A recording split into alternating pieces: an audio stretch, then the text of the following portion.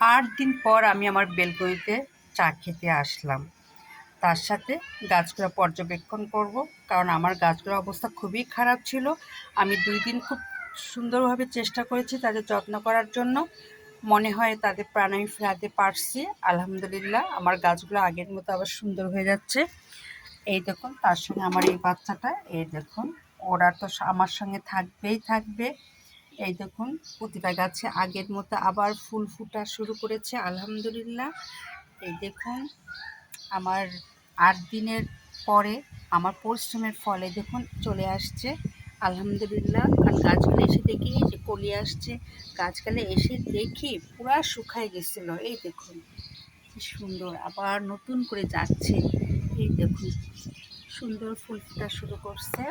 আলহামদুলিল্লাহ, আমার গাছটা অনেক অনেক সুন্দর হয়েছে এই ২ দিনে আমি যত্ন করার পরে। এখন আমি চাটাও খাবো খুব তৃপ্তি সহকারে। ওই বারান্দায় বেশি ফুল ফুটেছে।